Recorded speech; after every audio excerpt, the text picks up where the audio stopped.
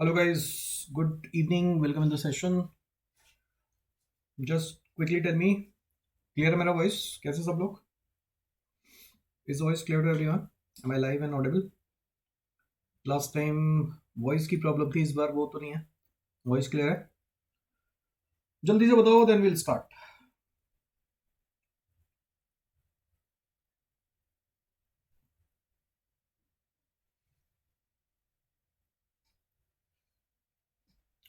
Good evening, निशा, Surabhi, clear है? चलो फिर, बढ़िया. Good evening, good evening. Hello Brijesh, hello Ayush. So today we are going to do the sixth part. तो हम already 5 part कर चुके हैं. जिन्होंने नहीं देखे पहले वाले सेशंस वो देख सकते हैं. और आज हम स्टार्टअप के ऊपर बात करेंगे. स्टार्टअप क्या होते हैं, उनकी स्टेजेस क्या होती हैं ऑल. और दूसरा हम बात करेंगे हायर की थ्योरी के ऊपर. Hello Sushmita and Tanisha, welcome. तो एक बार नोटिफिकेशन देख लेते जल्दी से, देन विल स्टार्ट. तो ये रिजल्ट्स हैं गाइस अनअकैडमी के लास्ट ईयर के. ये रिजल्ट्स हैं. This is wall of fame. ये नए बैच शुरू हो रहे हैं. इमर्ज बैच शुरू हो रहे हैं 9th ऑफ मार्च से. तो जो भी आपके नोन है, जूनियर है, आप उनको बता सकते हो उस बैच के बारे में. यूएसपी आप लोगों को पता है कि सारी चीज़ें हम एक ही जगह प्रोवाइड करवा रहे हैं. प्रैक्टिस क्वेश्चन है, एजुकेटर के नोट्स हैं, सारी चीज़ें एक ही जगह मिल जाएंगी आप लोगों को. This is bell the cat batch जो 28 फरवरी से शुरू हुआ था. This is all star batch जो 15 फरवरी से शुरू हुआ था. तो बैचेस बहुत सारे आ रहे हैं. लेकिन जैसे मैंने बोला, तुम लोग एक जो चीज़ मिसिंग लग रही है मेरे को, आई थिंक तुम लोगों के साथ, कि तुम लोग आगे रेफरेंस नहीं दे रहे हो जो बाकी एजुकेटर के रेफरेंस से बच्चे आ रहे हैं. लेकिन मेरे जो बच्चे हैं वो रेफरेंस नहीं दे रहे हैं. तो that is one thing which I find कि यार इतनी मेहनत करी, इतना सब कुछ कराया, उसके बाद भी रिजल्ट नहीं आ रहा है. तो ये थोड़ा बुरा लगता है कभी कभी. बट ठीक है, अगर कोई पूछता है देन यू कैन आगे रेफर कर सकते हो. तो ये हमारा बैच 10th ऑफ फरवरी को जो शुरू हुआ था, ये बाकी M H C T C MAT के बैच चल ही रहे. ये कोड है लोकेश अग्रवाल और ये सारे फीचर हैं आइकॉनिक और प्लस के. तो जिसको भी ज्वाइन करना है दे कैन ज्वाइन इट. चलो फिर शुरू करते हैं.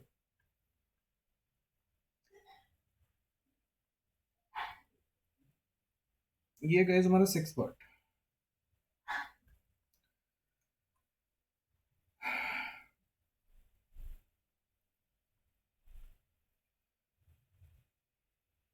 Innovation and entrepreneurship part 6.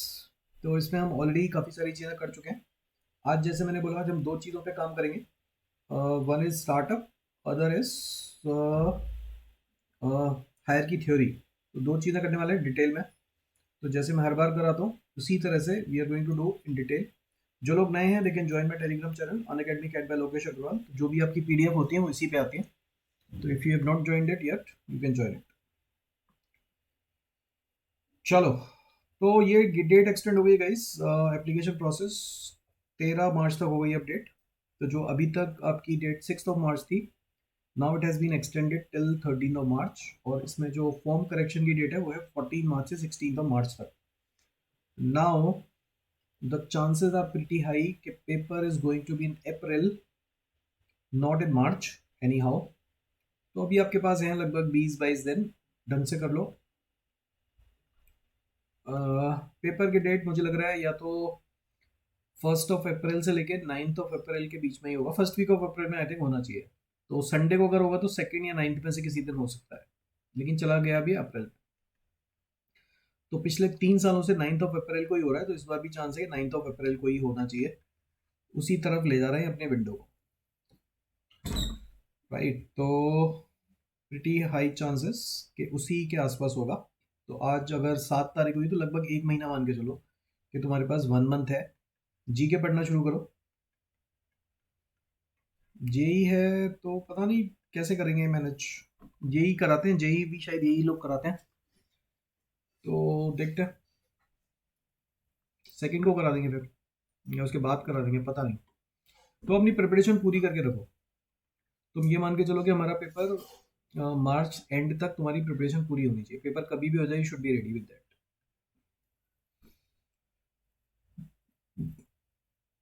Hmm. Syllabus I think हम ऑलमोस्ट कवर कर ही चुके हैं सारा. तो आज हम वाइज बात करें स्टार्टअप की। स्टार्टअप के ऊपर भी कई सारे क्वेश्चन बन जाते हैं। तो company in the first stage of operation, या हम बोल सकते हैं इनिशियल स्टेज ऑफ ऑपरेशन, उसको हम बोलते हैं स्टार्टअप। बहुत सारे स्टार्टअप खोल रहे हैं, तुम्हें पता ही है। तो जो स्टार्टअप होते हैं वो होते हैं refers to a company in the first stage of the operation. Startup are founded by one or more of the entrepreneur who want to develop a product or service for which they believe there is a demand. तो तुमने देखा होगा startup क्या होते हैं। Startup किसी के पास idea आया और उसने अपना बिजनेस शुरू कर दिया। आइडिया के साथ जैसे उसको आइडिया आता है उस पर काम करके फिजिबिलिटी चेक करके वो स्टार्टअप शुरू कर देता है। तो बहुत सारे स्टार्टअप खुले जा रहे हैं इसीलिए क्योंकि उनको लग रहा है कि आगे जाके उसकी डिमांड आएगी उस चीज़ की। These company generally start with high cost and limited revenue. वो इनिशियल प्रोडक्ट अगर डेवलप करना है तो कॉस्ट हाई आएगी और रेवेन्यू इनिशियली होगा नहीं। Which is why they look for capital from variety of sources such as venture capitalist. तो ये हम सब पढ़ चुके हैं कि सीड फंडिंग क्या होती है, वेंचर कैपिटलिस्ट क्या होते हैं, इनक्यूबेटर्स क्या होते हैं, उसके बारे में पढ़ेंगे। तो आज हम स्टार्टअप को और डिटेल में जानेंगे। देखा जाए तो ये बेसिकली एंटरप्रेन्योर का ही पार्ट है, एंटरप्रेन्योरशिप का ही पार्ट है। तो एंटरप्रेन्योरशिप जो भी बिजनेस शुरू करता है उसको बेसिकली स्टार्टअप बोलते हैं, राइट। तो एंटरप्रेन्योरशिप और एंटरप्रेन्योर तो हमने बात कर ली, लेकिन उसका जो बिजनेस होता है एंटरप्रेन्योर का उसको क्या बोलते हैं? उसको बोलते हैं स्टार्टअप। एक तरह से जो शुरू करता है, शुरू तो करेगा स्टार्टअप ही बनेगा, फिर उसके बाद वो धीरे धीरे बड़ा बिजनेस बनेगा और सक्सेसफुल बिजनेस बनेगा, लेकिन शुरू करने की चीज़ जो होती है वो स्टार्टअप ही होती है। ये जितने भी फ्लिपकार्ट वगैरह ये सब क्या है? ये सब स्टार्टअप ही है। स्टार्टअप ही थे तो बड़े उसमें आ गए, लेकिन शुरू उन्होंने छोटे से किया था। तो प्रोज एंड कॉन्स क्या होते हैं स्टार्टअप के? More opportunity to learn. अगर आप स्टार्टअप के साथ काम करते हो तो यहाँ पे लर्न करने की बहुत सारी अपॉर्चुनिटी है। इंक्रीज रिस्पॉन्सिबिलिटी है, फ्लेक्सिबिलिटी होती है, आराम से काम करो, घर से काम करो। वर्क प्लेस का बेनिफिट, इनोवेशन इज इनकरेज्ड। तो इनोवेशन पे काफ़ी फोकस किया जाता है, आइडिया पे काफ़ी फोकस किया जाता है, फ्लेक्सिबल आवर्स। ये सारे स्टार्टअप के साथ काम करने के फ़ायदे हैं। कौन सी होता है कि उनको डर होता है यार अभी पता नहीं सक्सेसफुल होगा नहीं होगा। Having to raise capital, capital मिल गई तो ठीक, फंडिंग मिल गई तो ठीक, नहीं तो फिर दिक्कत हो जाती है। स्ट्रेस बहुत होता है शुरू में, एंड कॉम्पिटिटिव बिजनेस एनवायरनमेंट होगा तो कुछ लोग सर्वाइव नहीं कर पाते हैं। दे गिव अप कि हमसे तो नहीं हो रहा है, बहुत प्रेशर है। तो शुरू में जो लोग स्टार्टअप में काम करते हैं उनके साथ अच्छाइयाँ भी हैं, कुछ कॉन्स भी हैं। दोनों चीज़ें जो इसको बैलेंस करके चलेगा वो कर पाएगा स्टार्टअप शुरू और उसमें काम। अदरवाइज लोग जनरली गिव अप कर देते हैं थोड़े दिनों बाद। तो जो लोग बहुत high pressure, high stress handle कर पाएंगे वही लोग स्टार्टअप में सक्सेसफुल होते हैं। Now can you tell me what are the common types of startup? हमने आई थिंक एंटरप्रेन्योर्स के बारे में पढ़ा था, एंटरप्रेन्योरशिप के बारे में पढ़ा था, बिजनेस के बारे में पढ़ा था। स्टार्टअप के भी टाइप्स ही हैं, कुछ कुछ ऑलमोस्ट सेम ही है जो हम पढ़ चुके हैं ऑलरेडी। कुछ कुछ थोड़े नए लगे मेरे को तो मैंने वो ऐड कर लिया है इसमें। तो जैसे एक होता है small business startup. Small business startup मतलब किसी बंदे ने अपना छोटा सा बिजनेस शुरू कर दिया, माइंडसेट यही था कि हम छोटा सा बिजनेस शुरू करेंगे। तो उसका आइडिया ये नहीं कि उसको बहुत बड़े बिजनेस में कन्वर्ट किया जाए, एम्बिशन छोटा है और वो वहीं तक लिमिटेड रहना चाहता है।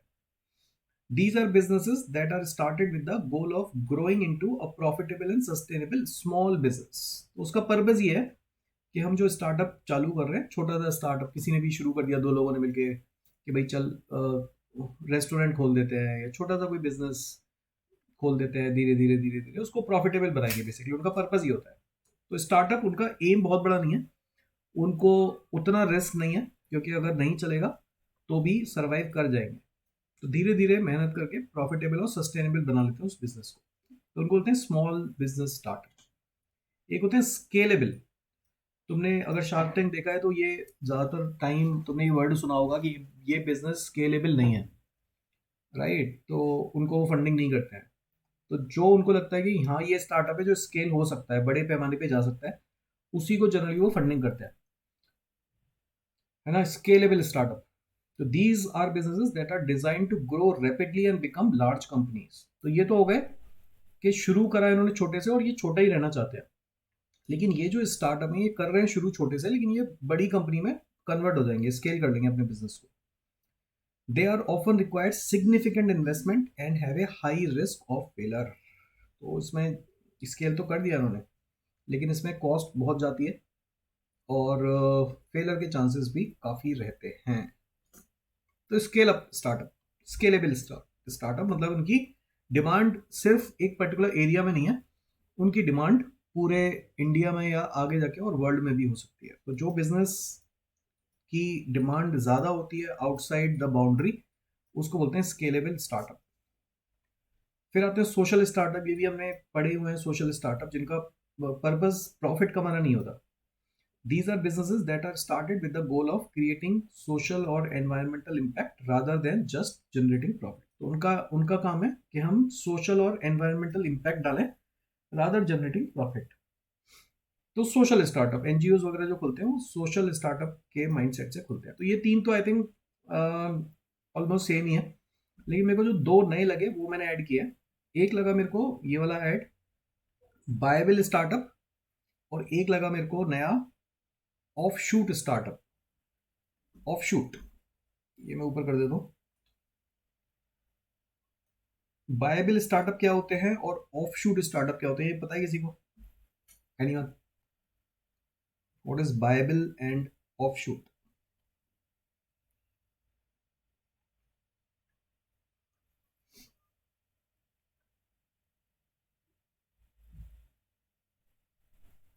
ओके, बायबल स्टार्टअप क्या होता है guys? Buyable startup are design to acquired by large company और private equity funds, built with goal of being bought by a bigger player. Bible startup मतलब उनका एम है कि हमें कोई बड़ा प्लेयर आके खरीद ले. वो पर्पज ही ये होता है उनका. वो इस तरह का एक प्रोडक्ट डेवलप करते हैं जो ऑलरेडी एक बड़ी कंपनी बना रही है, उसमें थोड़ा सा इंप्रूवमेंट करके या उसी का कोई ऐसा प्रोडक्ट बनाते हैं जिसमें उस बिजनेस को हेल्प मिलेगी, तो वो बड़ी कंपनी उसको खरीद लेती है, एक्वायर कर लेती है बाद में. राइट, तो उसको बोलते हैं buyable startup. Buyable startup are designed to be acquired by the larger company और private equity firms, built with the goal of being bought by a bigger player in the market rather than becoming a standalone profitable company. तुमने देखा होगा किसी ने अपना startup शुरू किया, फिर वो अपनी कंपनी को बेच देता है. अभी आई थिंक थोड़े दिन पहले एक न्यूज आई थी कि मुंबई में दो भाइयों ने अपना बिजनेस शुरू किया छोटे से और उन्होंने 900 करोड़ में आगे बेच दिया. तो जिस भी बिजनेस को इसी तरह से बनाया जाता है कि हम उसको आगे बेच देंगे बड़ी कंपनी को, उसको बोलते हैं बायबल स्टार्टअप. बनाते ही इस पर्पस के साथ है वो. क्लियर है? बायबल.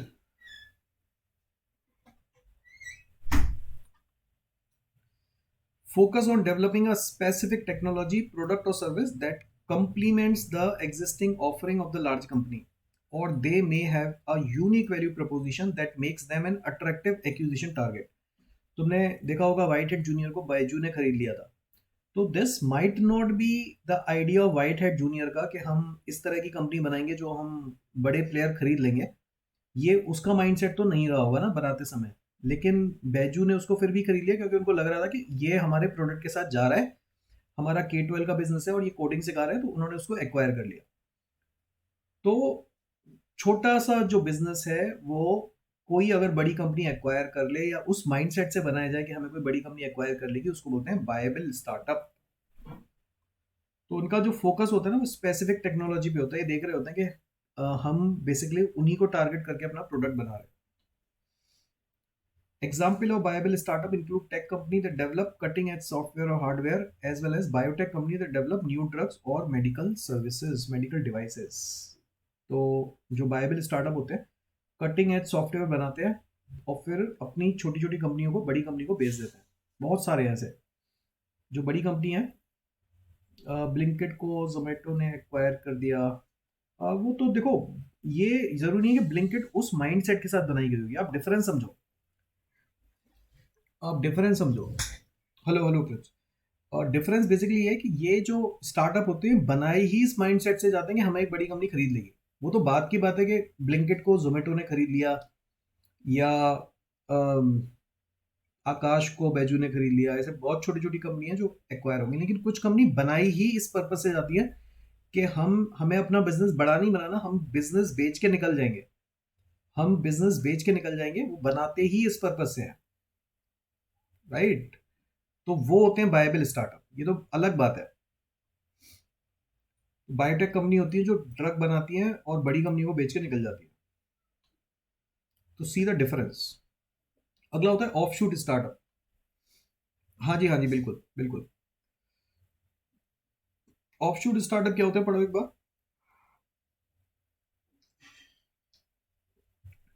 ऑफ शूट स्टार्टअप क्या होते हैं? Offshoot startup created by established companies और corporation as a separate entity और सब्सिडरी।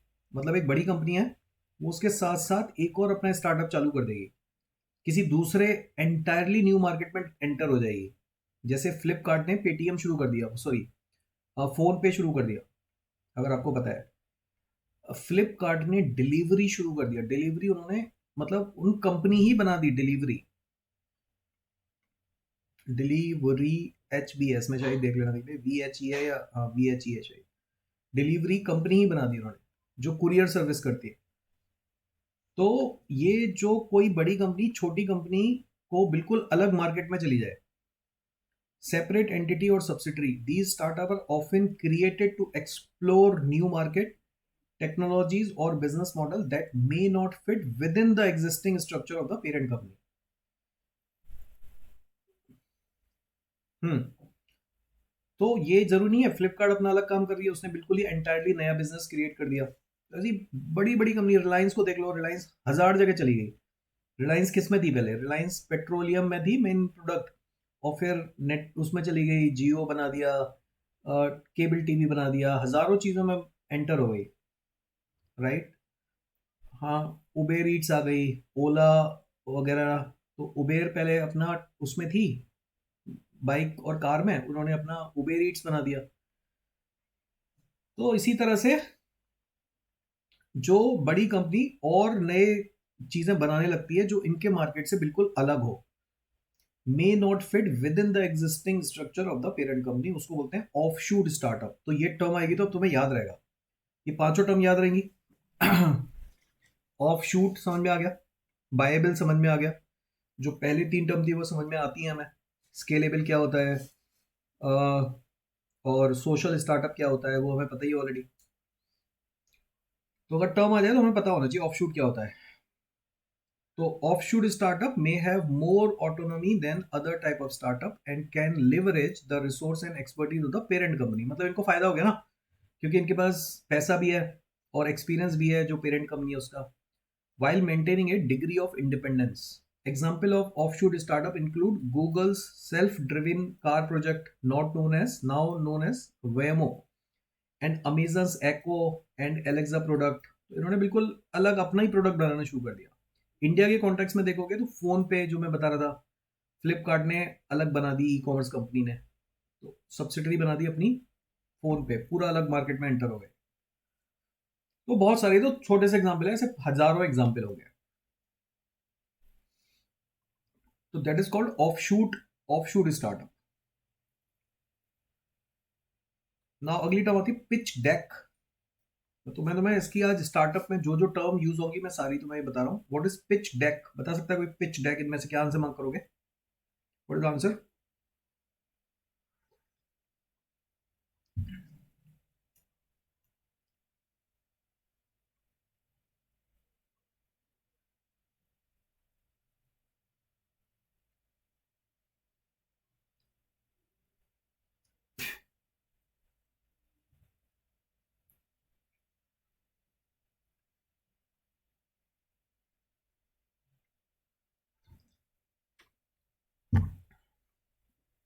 Legal document. बहुत बढ़िया, तीन आंसर आ गए, ABC। आयुष कह रहा है बी, कुणाल कह रहा है सी, बाकी लोग कह रहे हैं ए। और कोई आंसर? डी बचा है, स्टार्टअप इंटेलेक्चुअल प्रॉपर्टी राइट्स।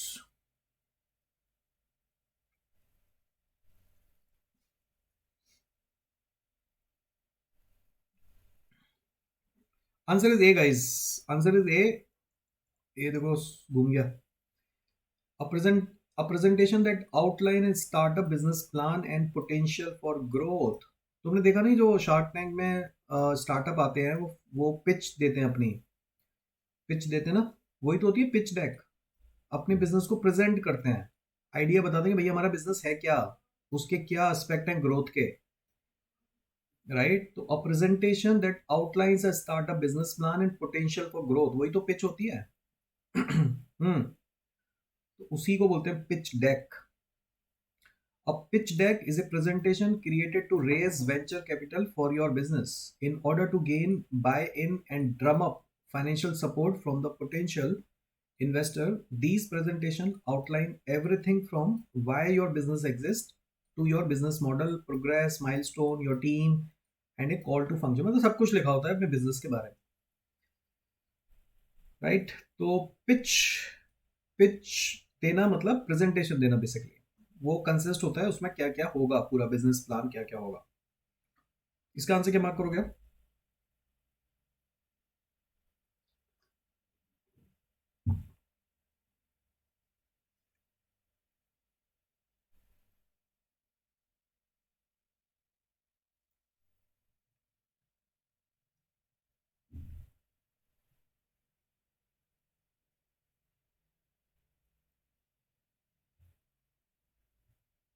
बिल्कुल। तो सब कुछ लिखा हुआ है ऊपर, क्या क्या प्रॉब्लम आएंगी, क्या क्या हम सोल्यूशन देंगे, मार्केट में अपॉर्चुनिटी क्या क्या है, हमारा बिजनेस मॉडल क्या है, एवरीथिंग। एवरीथिंग इंक्लूड्स मतलब ऑल ऑफ द अबव। तो आपको पता होना चाहिए पिच डेक क्या होता है, इस पे बेस्ड क्वेश्चन बन सकते हैं। तो एवरीथिंग एवरीथिंग जो भी गिवन होगा, जो भी आपको थ्योरी आएगी, उसके बेसिस पे क्वेश्चन आंसर करना, मैं वापस से बोलता हूँ, बहुत आसान हो जाता है। तो टॉपिक पढ़ा करो, थ्योरी अपने आप, क्वेश्चन अपने आप आ जाएंगे। नेक्स्ट हम आती है बिजनेस इनक्यूबेटर। बिजनेस इनक्यूबेटर, मैंने ये पहले क्यों डाल दिया, मुझे पहले क्वेश्चन पूछना चाहिए था। चलो, बिजनेस इनक्यूबेटर क्या होता है गाइस? बिजनेस इनक्यूबेटर, हमने उस दिन इनक्यूबेटर तो टर्म पढ़ी थी ना, इनक्यूबेटर हमने उस दिन टर्म पढ़ी थी पहले। A business incubator is a program or organization that provides physical space, resources, and support to early stage startup to help them develop their products or service and establish a solid foundation for growth। Incubator जो होता है मतलब basically जब business incubation stage में होता है, incubation मतलब बहुत अर्ली स्टेज में होता है, तो जो इंक्यूबेटर्स होते हैं वो उनकी हेल्प करते हैं, उनको रिसोर्सेस देते हैं, उनको फंडिंग देते हैं। इंक्यूबेटर्स जो होते हैं अ, उनको प्रोडक्ट डेवलप करने में हेल्प करते हैं, फाउंडेशन फॉर ग्रोथ में हेल्प करते हैं। ठीक है, अर्ली स्टेज जो स्टार्टअप होते हैं, इंक्यूबेटिंग स्टेज में होते हैं, उनको हेल्प करते हैं, उनको कहते हैं incubator. Business incubator typically offer range of service and resources such as work space, space दे दी, एक्सेस टू फंडिंग, मेंटरशिप दे दी, networking opportunities and training and educational program के थ्रू वो कोशिश करते हैं कि बिजनेस किसी तरह सस्टेन हो जाए और फिर ग्रोथ की राह पे चल पड़े। तो इनिशियल स्टेज में जो बंदा मदद कर रहा है, इंक्यूबेटर जो होता है वो अर्ली स्टेज में हेल्प करता है बिजनेस को सस्टेन होने में और ग्रोथ लाने में। इसी में एक और टर्म आती है बिजनेस स्केलर। अब ये क्वेश्चन आएगा बिजनेस इंक्यूबेटर और बिजनेस स्केलर में क्या डिफरेंस होता है, वो मैं तुमसे अभी पूछूंगा। तो जब तक आपको टर्म नहीं आएंगे आप क्वेश्चन आंसर नहीं कर पाओगे। The goal of the business incubator is to help startup achieve sustainability and success by providing the resources and support they need during the early stage of the development। ये भी ऐसे ही पढ़ लो, भी जब question आएगा तो तुम्हें डिफरेंस पता चलेगा। ये क्या हो गया, एक आध स्लाइड कहाँ से कहाँ चली गई? हाँ ये देखो, ऊपर नीचे हो गई slide. What is startup accelerator? क्या आंसर मार्क करोगे इसको?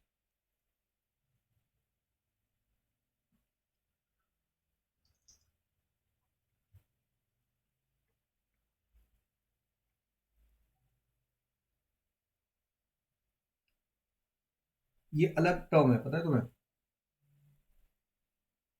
Startup accelerator. एक्सेलरेटर पता है क्या होता है? गाड़ी चलाइए, एक्सीलरेटर पता है ना? बस वही है एक्सेलेटर।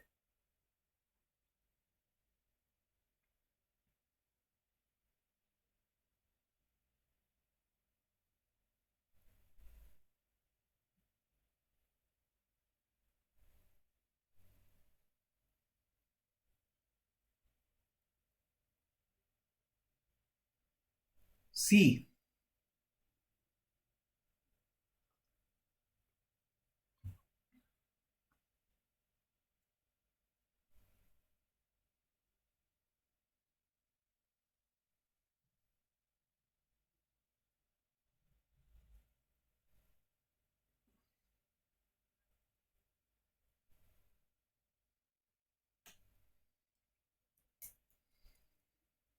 नाउ देखो, इंक्यूबेटर और एक्सीलेटर में आपको डिफरेंस समझना चाहिए गाइस।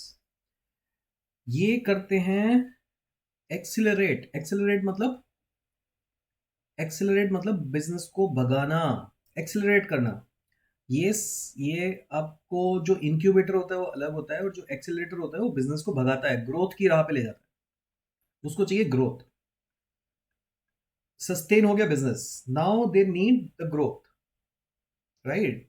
तो ये जो एक्सीलरेटर होते हैं, ये प्रोग्राम है a program that provides mentorship, funding and resources to early stage startup to help them grow and succeed. Now they want the growth. तो है वही चीज ये भी, राइट। लेकिन ये ग्रो चाहते हैं, वो वहां पे वो सस्टेनेबिलिटी चाहते हैं। उन्होंने सस्टेन कर दिया बिजनेस को, नाउ इनका रोल आएगा फिर, नाउ दे उसको भगाएंगे, एक्सीलरेट करेंगे बिजनेस को। तो ये पढ़ो, a business program that support early stage growth oriented company through education, mentorship and financing.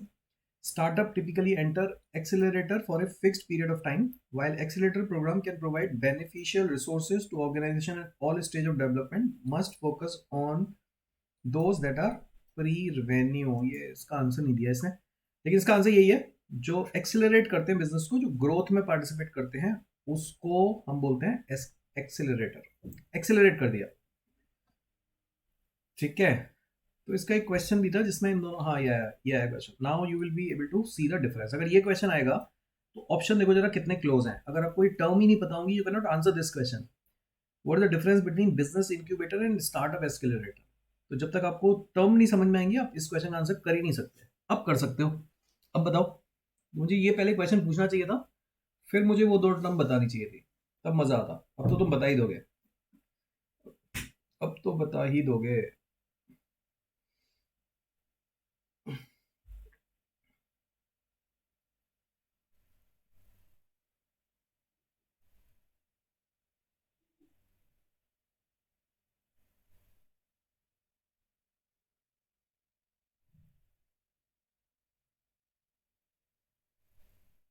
हम्म, अब तो खत्म हो गया, बिल्कुल। तो अब तो मैंने पूरा बता ही दिया, अब तो कुछ बचा नहीं क्वेश्चन में। अब तो मैंने तुम्हें पूरा दोनों चीजें बता ही दी।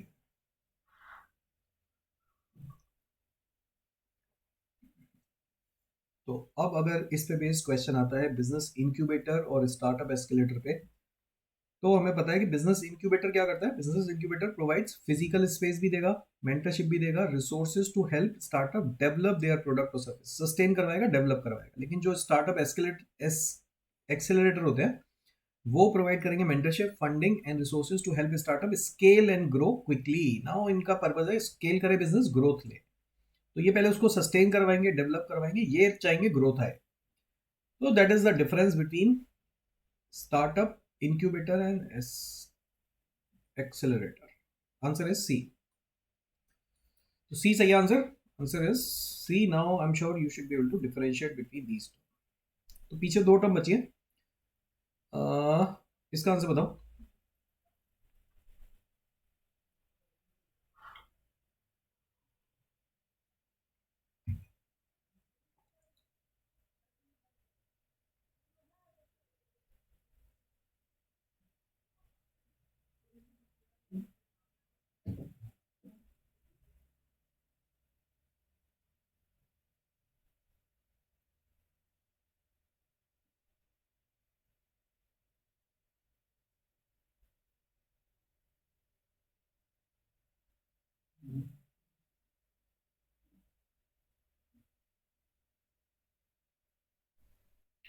नहीं, ये तो सब पढ़े नहीं हुए हैं, पता ही नहीं हुआ है सारा कुछ। Series funding, series A, series B, series C नहीं बताया हुआ है।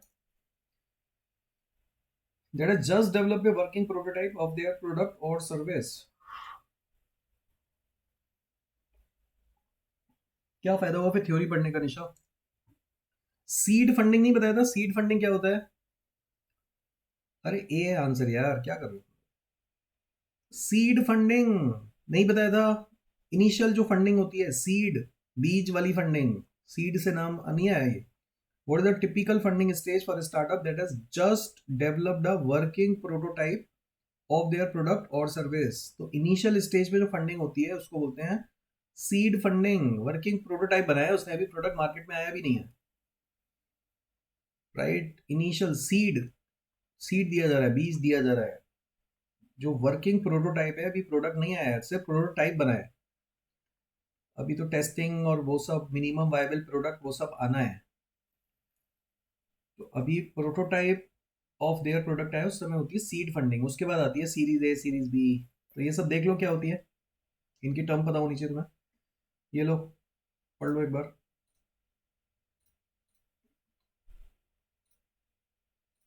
सीड फंडिंग होती है guys, seed funding is typically the initial stage of the funding for a startup where the founders may be seeking capital to develop a prototype or validate their business concept। तो बिल्कुल यही answer है इसका। तो develop, prototype को develop कर रहे हैं और वैलिडेट कर रहे हैं बिजनेस कंसेप्ट को, ही वैलिडेट होगा नहीं होगा। तो यहाँ पे जो इनिशियल रिक्वायरमेंट होती है वो होती है सीड फंडिंग की, इनिशियल स्टेज ऑफ फंडिंग। फिर आती है सीरीज ए फंडिंग, जब बिजनेस आ गया, थोड़ा बहुत चल गया, first significant round of funding, जब स्टार्टअप एस्टेब्लिश्ड हो गया उसके बाद उनको मिलती है सीरीज ए राउंड की, सीरीज बी, सीरीज। ये तुम टर्म सुनते नहीं हो?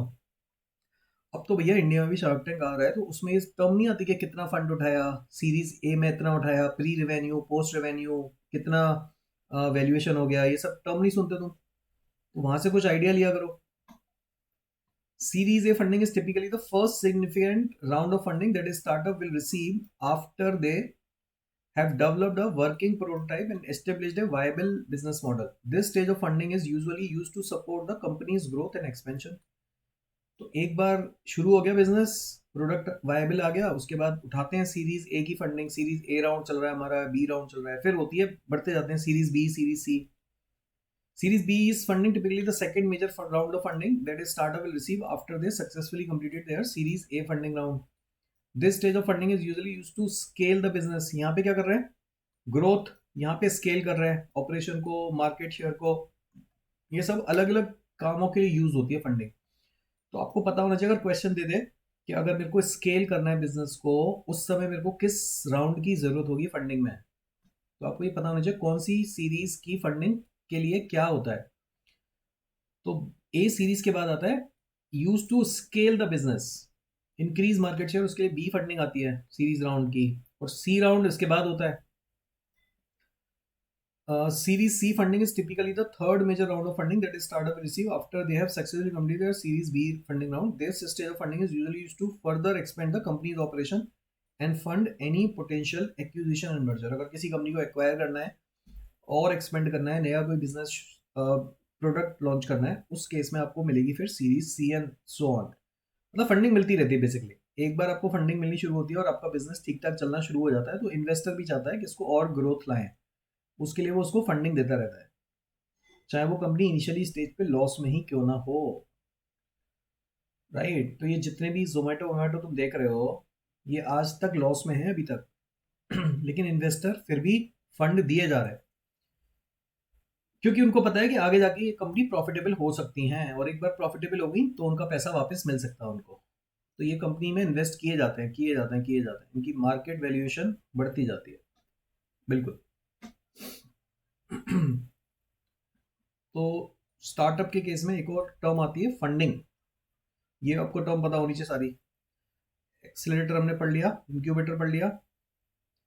नाउ और टर्म देखते हैं कुछ कुछ।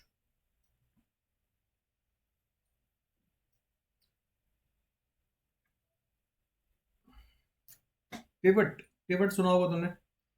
What is a pivoting strategy in the context of startup? Pivot कर दिया हमने प्रोडक्ट। पिवट सुना है ना word? What is pivot?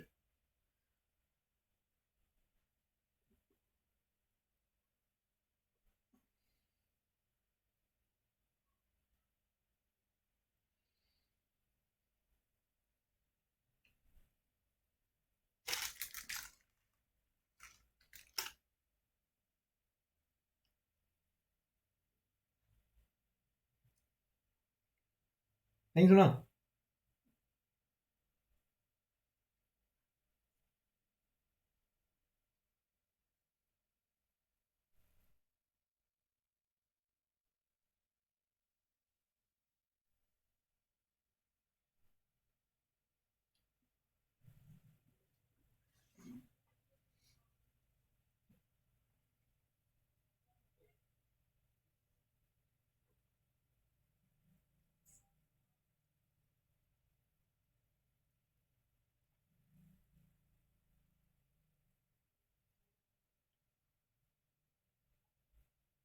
Tables क्या बोल रहे हो Ayush?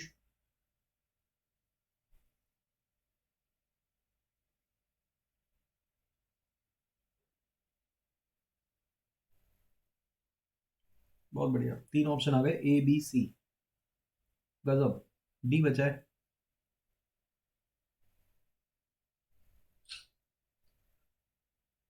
Answer is A guys, pivot करना है यार। पिवट नहीं सुना तुम लोगों ने? क्या कर रहे हो तुम लोग? कैसे कैसे स्टार्टअप, कैसे स्टार्टर बनोगे तुम? स्टार्टअप ओनर, ये टर्म नहीं पता होंगी तुम्हें, कैसे शुरू करोगे? अरे पिवटिंग होती है कि भैया हमने कुछ शुरू किया बिजनेस, हमने कुछ शुरू किया। पता नहीं टेबुलर क्या ही बोल रहे हो आयुष, नेहा कौन है ये? टेबुलर क्या होता है टेबुलर?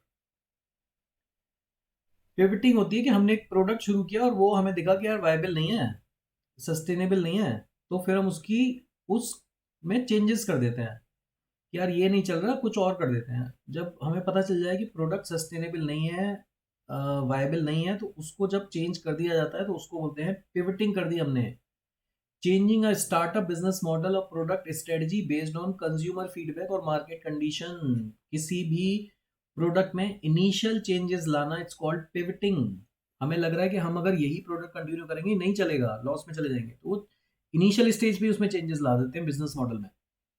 कोई होता है सब्सक्रिप्शन मॉडल पे चलाएंगे, कोई कहता है हम डी टू सी में जाएंगे, कोई कहता है हम बी टू बी में रहेंगे, कोई कह रहा है हम बी टू सी में जाएंगे। तो ये बहुत तरह के मार्केट होते हैं। तो जब उसमें इनिशियल स्टेज पे चेंजेस ला दिया जाता है कि नहीं भैया तुम बी टू बी करो, तुम डी टू सी में मत जाओ, डायरेक्ट टू कंज्यूमर मत जाओ, तुम बिजनेस टू बिजनेस ही करो, राइट? तो जब आप इनिशियल स्टेज पे चेंजेस करते हो तो उसको बोलते हैं पिवटिंग। पढ़ते हैं इसके बारे में और क्या दे रखा है। Answer is A. In the context of startup, a pivoting strategy refers to the process of changing or adjusting a startup business model, product, or strategy based on the consumer feedback, market trends, or other factor in order to improve the chances of success. तो ये अगर उसी को continue करते रहते तो might be के product fail हो जाता है या सक्सेस नहीं मिल पाती। तो क्योंकि चांस बढ़ाने हैं हमको सक्सेस के, तो उसमें कुछ चेंजेस कर देते हैं। This can involve shifting the focus of the startup, modifying the product or service offering, changing the target market, or other strategic changes. The goal of pivoting is to adopt the changing circumstances and improve the startup chances of achieving its goal. Right? तो I am sure now पूरा पढ़ने के बाद आपको ये समझ में आ होगा, पिवट करना मतलब चेंजिंग कर देना इनिशियल स्टेज पे मार्केट अपने प्रोडक्ट में, ताकि उसके सक्सेसफुल होने के चांसेस बढ़ जाए। That is called pivoting. तो टर्म नहीं पता होंगी तो again you can not answer this question. काफ़ी सारी टर्म मैंने तुम्हें आज बता दी हैं। Business incubator, accelerator, pivoting, funding, series round की। अगली टर्म देखो, यूनिकॉर्न आ गई। यूनिकॉर्न तो पता होगी तुम्हें। यूनिकॉर्न, डेकाक्रॉन, इसमें क्या अंतर होता है? Difference between A unicorn and decacorn.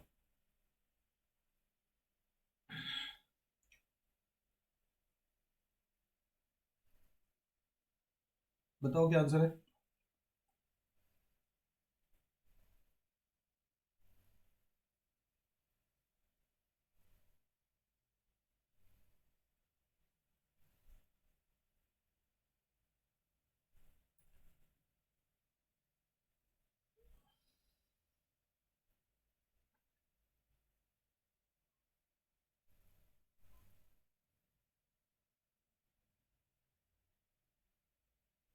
एक क्वेश्चन इस पे ये भी बनता है, मुझे नाम नहीं याद आ रहा। इस पे एक क्वेश्चन बनता है, ये जो यूनिकॉर्न नेम था ना, ये किसने दिया? यूनिकॉर्न नेम कहाँ से आया? किसी ने दिया ये नाम यूनिकॉर्न स्टार्टअप को? यूनिकॉर्न क्यों कहते हैं, इस पे भी क्वेश्चन बन सकता है, मैं लिखूंगा इसके बारे में भी, देखता हूँ। किसी ने तो दिया टर्म यूनिकॉर्न, याद नहीं आ रही मुझे। तो answer is B. Answer is B, a unicorn startup has a valuation of 1 billion or more, while a decacorn startup has a valuation of $10 or more। $1 billion कितना होता है पता है तुम्हें? $1 बिलियन पता है कितना होता है इंडियन रुपीस की अगर हम बात करें तो? एलियन ली। $1 बिलियन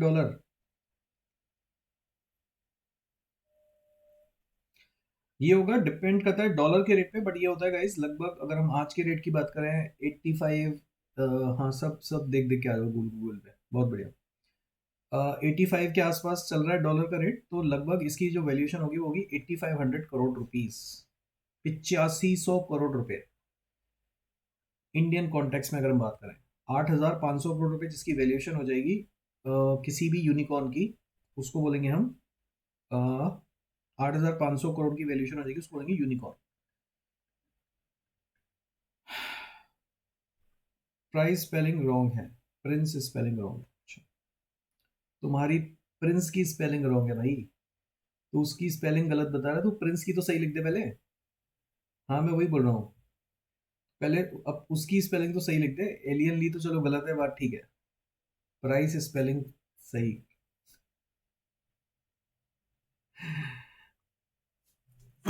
उसकी उसकी स्पेलिंग में गलती निकाल रहा है और उसका नाम नहीं लिख पा रहा सही से, ये देख रहे हो हालत। तो ये हो गया यूनिकॉर्न, और जिसका वैल्यूएशन हो गया 10 बिलियन, उसको बोलते हैं, हाँ, तो उसका भी टाइपो हो सकता है, यानी कि ये हो गया 85,000 करोड़।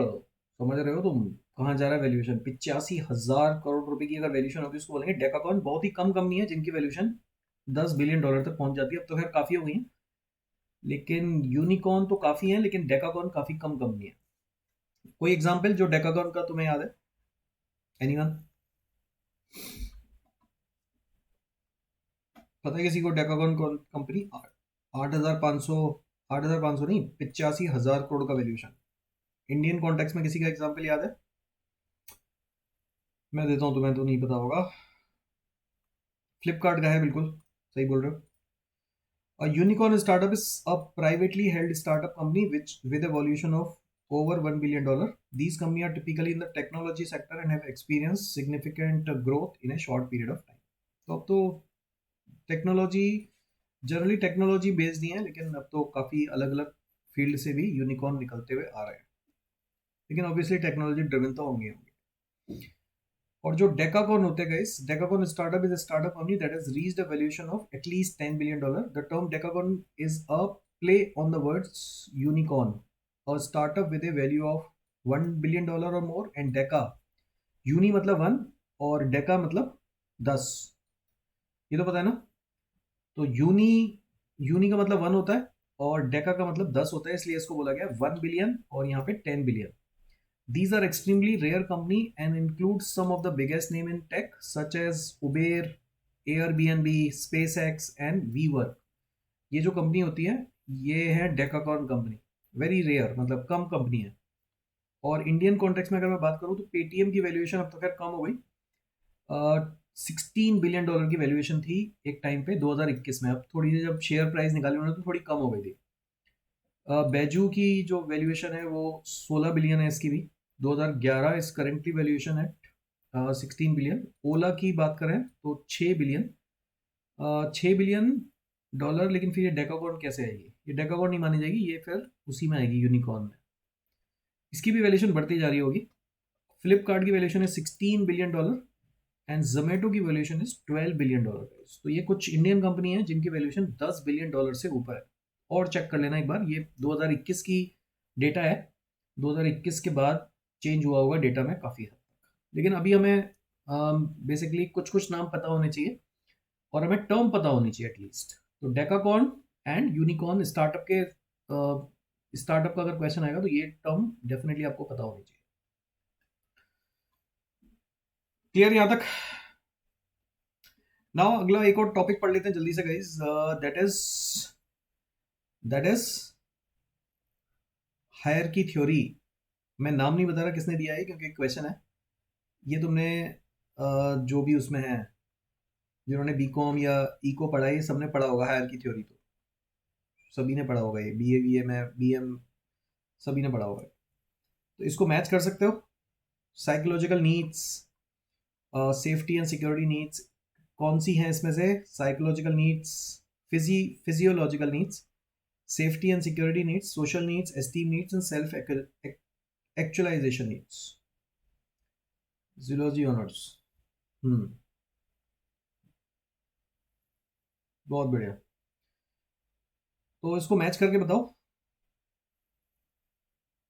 सिर्फ ऐसे बता दो 1 2 3 4 5 किस ऑर्डर में आएगा ये, ए के साथ कौन सा आएगा, बी के साथ कौन सा आएगा, ऐसे बता दो, बस नंबर बता दो। हाँ सब बोल दो, पहले ही बोल दो, सब बोल दो पहले ही। जो क्वेश्चन आएगा उसका उसका कोई फायदा नहीं है फिर, सब बोल दो नाम। अरे एक साथ बताओ ना।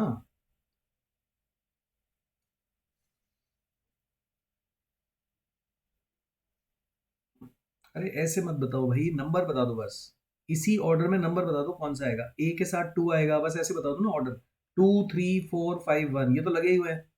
नंबर बता दो बस किस ऑर्डर में आएंगे, ऐसे मत दो।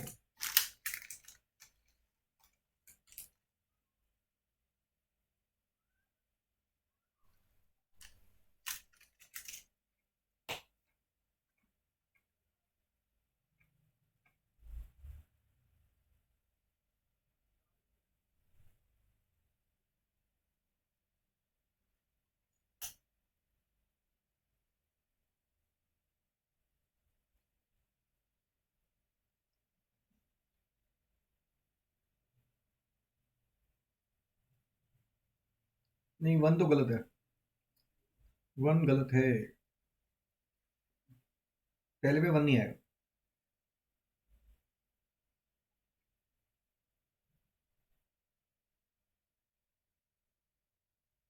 तुम लोग नाम से नहीं समझ पाते हो, नाम से नहीं समझ में आ रहा।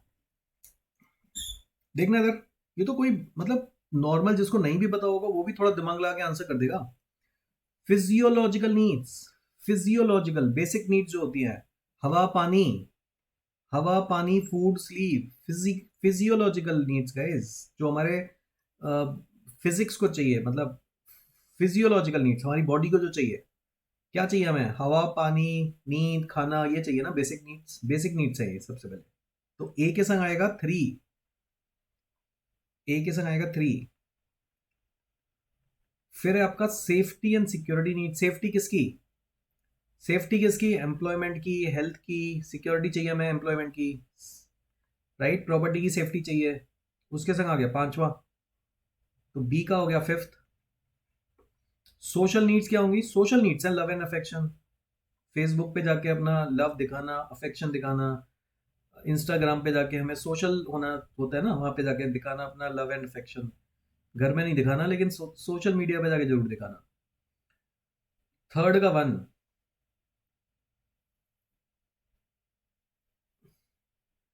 और डी का एस्टीम नीड्स, एस्टीम नीड्स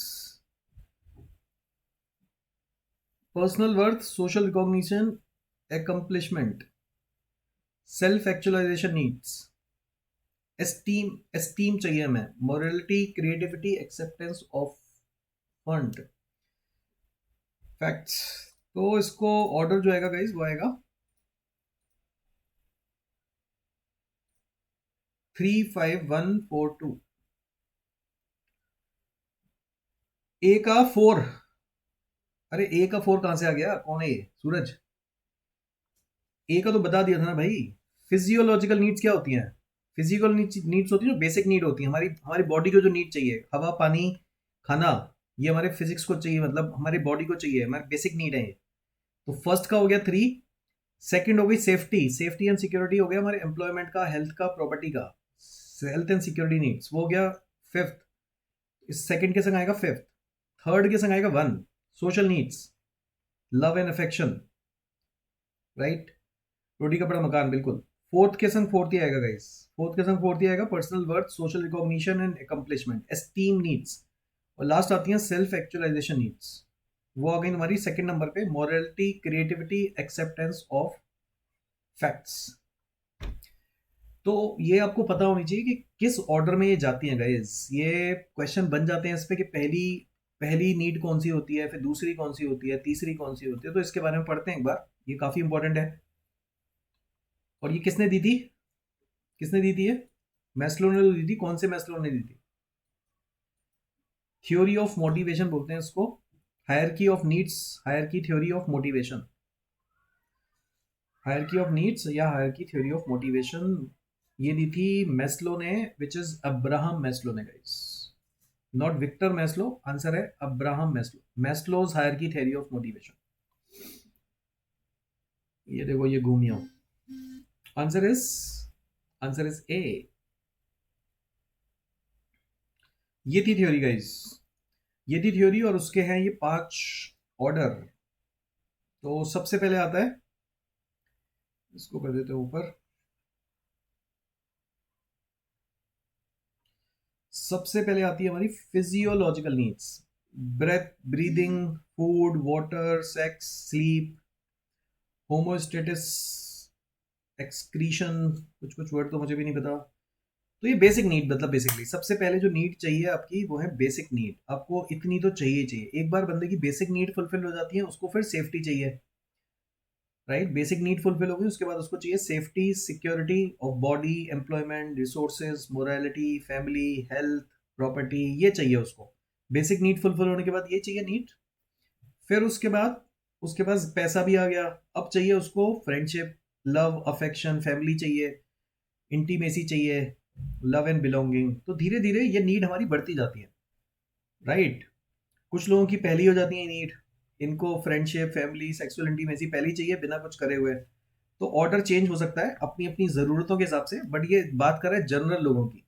मतलब जो मेजोरिटी जनता है उसको पहले चाहिए खाना, कपड़ा, मकान। उसके बाद चाहिए जॉब, सिक्योरिटी एंड सेफ्टी। फिर चाहिए जो भी पैसा आया, लव एंड ऑल। हाँ मैं वही बोल रहा हूँ। तो कुछ लोगों की ज़रूरतें ऊपर नीचे होती रहती हैं। फिर चाहिए esteem, self esteem, confidence, achievement, कि हमने कुछ बना लिया, अपनी प्रॉपर्टी बना ली, right. Respect by others, esteem मतलब हमें रिस्पेक्ट चाहिए लोगों से, respect of other, respect by others. Achievement हो गया उनका। और सेल्फ एक्चुअलाइजेशन हो जाता है। एक बार तुमने पढ़ा होगा कि भैया एक बार सब कुछ हमने हमने सब कुछ मिल गया हमें, उसके बाद हमें रियलाइज होता है कि यार ये सब बेकार है। सेल्फ रियलाइजेशन या सेल्फ एक्चुअलाइजेशन बोलते हैं इसको। मोरालिटी पे आ जाते हैं फिर हम, creativity, spontaneity, problem solving, lack of prejudice, acceptance of fund. फिर मतलब फिर फर्क नहीं पड़ता लोगों को, मतलब निर्वाण प्राप्त कर लेते हैं वो लोग।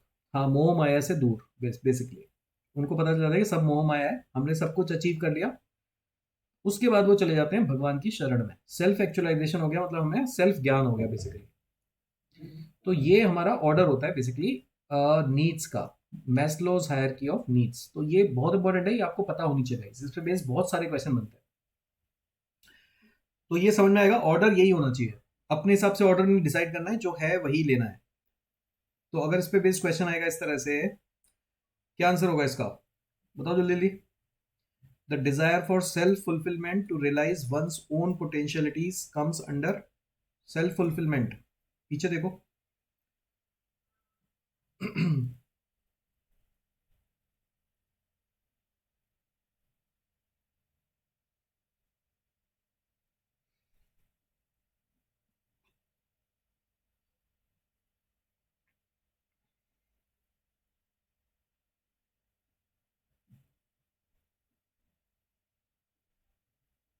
नहीं आ रहा।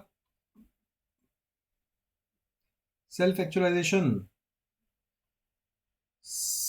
इसमें यहाँ पे जो भी हमारी नीड है, हमने सब कुछ अचीव कर लिया, हमें खुद पे काम करना होता है बेसिकली। हम चाहते हैं कि हम अपने आप को और डेवलप करें। सेल्फ सेल्फ जो होता है ना, self fulfilment to realise one's own potentiality comes under. ये बताओ, ये जो भी क्रिकेटर वगैरह होते हैं, या जो टेनिस प्लेयर होते हैं, जो सब कुछ अचीव कर चुके होते हैं, फेडरर को फेडरर के पास इतना पैसा है या इन्होंने इतना कुछ अचीव कर लिया, बट अभी भी खेल रहे हैं। वाई? अभी भी खेलते रहते हैं, मतलब अब तो नहीं खेल रहा, लेकिन ये लोग जब तक मतलब चाहते हैं कि यार हमने अब ना, इनके इनके ऊपर हो जाता है हमारा एक हमें मतलब रिस्पेक्ट से भी ऊपर कुछ चाहिए बेसिकली। अब इनको पैसे वैसे नहीं चाहिए, ये ऑलरेडी इतना कमा चुके हैं कि बैठ के साथ कुछ ना खाएंगे। लेकिन now they want the self fulfilment. इनको अपना अभी तक, जब तक ये खेलना चाहते हैं, जब तक ये संतुष्ट ना हो जाए बेसिकली, सेल्फ फुलफिलमेंट ना हो जाए, to realise one's own potentiality comes under self actualisation के अंदर आएगा। सब कुछ से ऊपर उड़ गए, सेफ्टी, सेल्फ एस्टीम, उसके ऊपर आएगा सेल्फ एक्चुअलाइजेशन। अपने आप को जानना, बेसिकली सेल्फ फुलफिलमेंट करना। कह रहे हैं हमने बहुत काम कर लिया दूसरे लोगों के लिए, अब खुद पे काम करते हैं बेसिकली। ये वाला आंसर करो, ये अच्छा क्वेश्चन है, डिसीजन मेकिंग टाइप क्वेश्चन दे दिया उसने।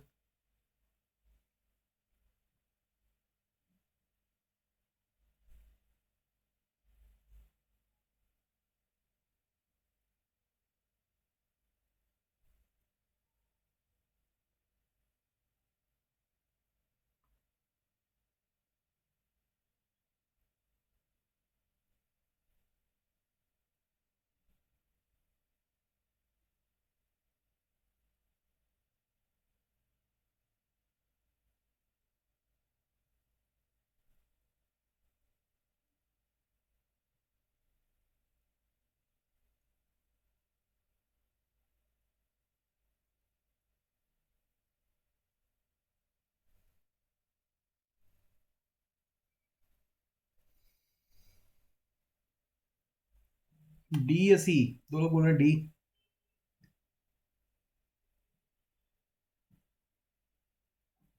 डी। डी, ये बताओ मेस्लो की हायरार्की थ्योरी में कहाँ आ रहा है डी? मेस्लो की हायरार्की थ्योरी की बात हो रही है, नीड्स की बात हो रही है, बिलोंगिंगनेस की बात हो रही है। इससे कहाँ बिलोंगिंगनेस आ रही है? नीड्स की कहाँ बात होती है? हमने सेफ्टी ला दी जॉब में उनको। जब जॉब में एक्सपेंड हुआ, वर्कफोर्स में एक्सपेंशन हुआ, that assured that employee have their secured job. Which of the following action should the manager take to ensure that the belonging and needs in Maslow's hierarchy? तो एक बार उनका satisfaction आ गया, job safety आ गई, उसके बाद क्या आता है? बिलोंगिंगनेस कहाँ से आता है? बिलोंगिंगनेस तो सोशल इंटरेक्शन है ना, राइट? डी लास्ट वाले का तो ठीक है, मैं बात कर रहा हूँ इसकी। Love and belongingness, love and belongingness किस में आएगा? थर्ड वाले में आएगा ना। फ्रेंडशिप, फैमिली, सेक्सुअल इंटीमेसी, तो यहाँ पे आप फ्रेंडशिप एंड फैमिली कैसे बनाओगे? फ्रेंडशिप कैसे बनेगी उनके बीच में? फ्रेंडशिप बनेगी जब आप सेटअप करोगे after work club such as softball team to allow more social interaction. यही तो था सोशल इंटरेक्शन, थर्ड वाला। बिलोंगिंगनेस, लव, तो ये तो सोशल इंटरेक्शन के थ्रू ही आता है ना। तो आपको ये मतलब समझ में आना चाहिए, जब तक आपको ये पता ही नहीं होगी थ्योरी, तो आप इस क्वेश्चन का आंसर तो फिर अपने हिसाब से करके आओगे ना। हम गेटिंग इट, समझ में आ रही बात मैं क्या समझाने की कोशिश कर रहा हूँ आप लोगों को, तो समझ के करा करो। Answer is C, self actualisation, then I may be considered. क्या हूं मैं इसमें से?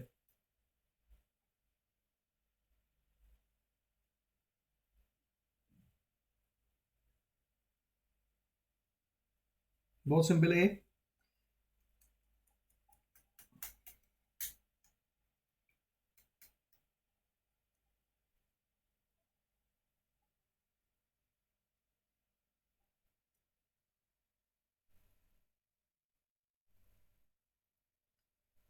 नहीं, वन नहीं है निशा, गलत हो गया one.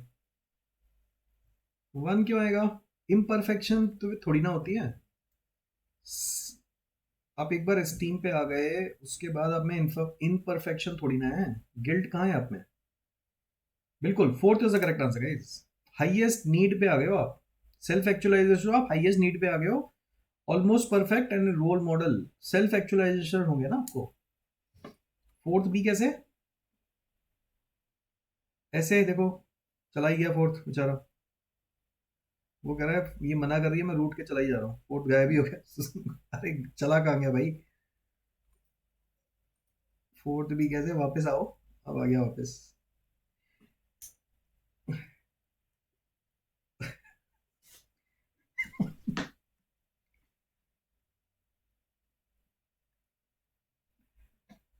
If I were a self-actualizer, then I may be considered.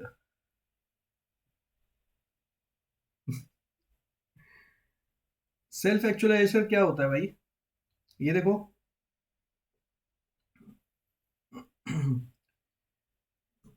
ऊपर आप आ गए ना, सबसे टॉप पे आ गए आप में। आप सबसे टॉप में आ गए हो, तो आपको अब उससे ऊपर तो नहीं जा सकते ना। If I were a self-actualizer, then I may be considered to have reached the highest need and a perfect role model. ऊपर कौन पहुंचता है जब उसने अपने सारे काम कर लिए भैया, अपनी फिजियोलॉजिकल नीड भी पूरी कर ली, अपनी सेफ्टी नीड भी पूरी कर ली, लव एंड बिलोंगिंग भी मिल गई, एस्टीम भी आ गई, उसके बाद उसके बाद आप सेल्फ एक्चुअलाइजर हो गए। कौन हो सेल्फ एक्चुअलाइजर? ये तो वही लोग होते हैं ना जिनको मतलब टॉप पे पहुंच गए लोग, जिनको ज्ञान हो गया कि हाँ भाई अब हमने सब कुछ अचीव कर लिया अपनी लाइफ में। उसके बाद क्या everyone will not try to reach here at this point? क्या ये रोल मॉडल नहीं है बाकी लोगों के लिए? जो बंदा यहाँ तक पहुंच गया है, क्या ये बाकी लोगों के लिए रोल मॉडल है या नहीं? ऐसी तो नहीं पहुंच जाएगा ना कोई भी। तो जिन्होंने स्टेप बाय स्टेप, हम में से कितने लोग हैं जो यहाँ तक पहुंच पाए हैं? बहुत ही कम, राइट? तो ये तो मतलब, लेकिन इनको ऐसा नहीं कि ये इनको इम्परफेक्शन है, गिल्ट है, ऐसा थोड़ी ना। एब्सेंट माइंड होंगे ये लोग, यहां तक पहुंच जाते हैं एब्सेंट माइंड माइंड होते तो। सोच के देखो, धोनी। बस इससे ऊपर मत उठना तुम लोगों में दो ही तीन एग्जाम्पल होते हैं, उसके अलावा तुमने देखे नहीं है लोग, मुझे लग रहा है जिंदगी में। धोनी धोनी हर जगह धोनी गुजर देते हो। अरे भैया दुनिया में और भी लोग हैं, धोनी के अलावा ऊपर उठो जिंदगी में। प्लेयर्स की बात नहीं हो रही यहाँ पे, राइट? तो यहाँ पर आप एक जगह ऐसे आ जाते हो जहां पे आपके पास सब कुछ आपने अचीव कर लिया है। बोल सकते हो धोनी, ऐसे बहुत सारे लोग हैं, मैं ये बोल रहा हूँ, लेकिन तुम्हारे पास एग्जाम्पल नहीं होते और देने के लिए। तुम लोगों के पास एग्जाम्पल नहीं होते। तुम लोगों के पास दो चार लोग ही पता है, वहीं पे घूमते रहते हो तुम। तो आंसर तो ठीक है, answer is fourth, highest need and a perfect role model. फिर चला गया ये बताओ।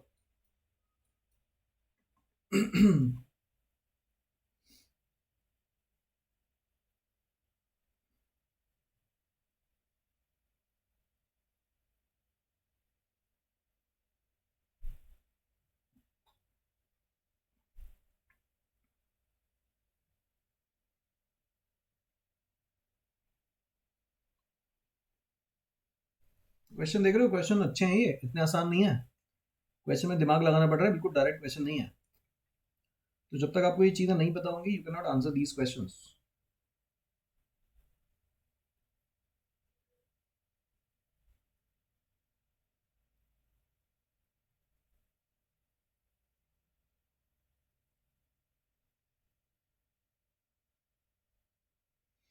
Concise of their underlying needs, नहीं। Basic needs include confidence, fifth तो बिल्कुल नहीं। Safety needs must be satisfied more fully than physiological needs, no. Self actualization is more most perfect, no. Differentiate what was fake and dishonest from what was real and genuine, मुझे टू लग रहा है इसका answer. हाँ, to सही है। मुझे टू लग रहा था, टू ही सही है। Self actualizer people can differentiate what was fake and dishonest from what was real and genuine, मतलब ये ऊपर पहुंच गया ना, इन्होंने दुनिया देख ली बेसिकली। दुनिया देख ली, इनको पता है कि कौन सच्चा है, कौन झूठा है, कौन फेक है, कौन जेन्युइन है। तो नाउ ये सेल्फ एक्चुअलाइज्ड हो गए people. People are usually concise of their underlying needs. कहाँ होते हैं कंसाइज? कंसाइज होते हैं लोग? नहीं होते ना आजकल तो। आजकल कहाँ होते हैं कंसाइज यार? अपने नीड्स को ऊपर कहाँ बढ़ते हैं? सबको पैसा कमाना है, लोगों की सेफ्टी हो गई, सब कुछ हो गया, लेकिन वो अभी भी लगे हुए हैं। ऊपर जाना नहीं चाहता कोई। सेल्फ एस्टीम पे है लेकिन ऊपर नहीं जाना चाहते। एस्टीम पे कोई बंदा आ गया तो यहीं पे रहेंगे। कितना भी लव मिल गया उनको, लेकिन उनको और चाहिए। तो बात वही हो रही है कि लोग कंसाइज नहीं है। जितना मिलता है उनको और चाहिए। भूख कम नहीं होती है किसी भी चीज की। They are not conscious of their underlying needs. People want more, people want more, सब कुछ और चाहिए और चाहिए और चाहिए। They are not conscious. तो self actualize people can differentiate what was fake and dishonest, what was real and genuine. तो ये अच्छे क्वेश्चन है गाइस, इनके बारे में मतलब और डिटेल में आई थिंक हमने पढ़ लिया पूरा। तो आई एम श्योर के आइडिया लग गया होगा क्वेश्चन कैसे आंसर करने हैं। तो आज हमने दो चीज़ें सीखी हैं बेसिकली। एक हमने स्टार्टअप की टर्म सीखी है, मैं इसको कंटिन्यू करूंगा यहीं से, क्योंकि जैसे मैंने बोला था अब थोड़ा ड्यूरेशन कम हो गया सेशन का, तो I can not take very long session. Otherwise मेरे पास पीपीटी बहुत सारी है, लेकिन मैं उसको अभी कंटिन्यू नहीं कर पाऊंगा, नेक्स्ट सेशन में कंटिन्यू करेंगे। ऑलरेडी 1 घंटा हो चुका है। स्टार्टअप और हमने नीड्स, दो चीज़ों पे आज खेला है। अब हम नेक्स्ट क्लास में करेंगे स्टार्टअप के जो इनिशिएटिव गवर्नमेंट लिए गए, स्टार्टअप इंडिया एंड ये सब। पर हैप्पीएस्ट नहीं बोल सकते, you can not say happiest, perfect बोल सकते हो but you can not say happiest. तो they are not happiest person. उनको रियलाइज होता है यार इतना कुछ कर लिया फिर भी मतलब सुख नहीं है जिंदगी में, सब कुछ है हमारे पास लेकिन फिर भी खुशी नहीं है, सो नहीं पा रहे रात में। तो they are not happiest, they may be perfect but they are not happiest. हो भी सकते हैं लेकिन we can not generalise it. Getting it? तो यहीं से कंटिन्यू करेंगे फिर हम अगली क्लास में। ठीक है, चलो फिर। हैप्पी होली गाइस, एंजॉय करो। कल तो नहीं है क्लास, परसों मिलते हैं। Bye bye. सेशन को लाइक कर देना और शेयर कर देना। बाय।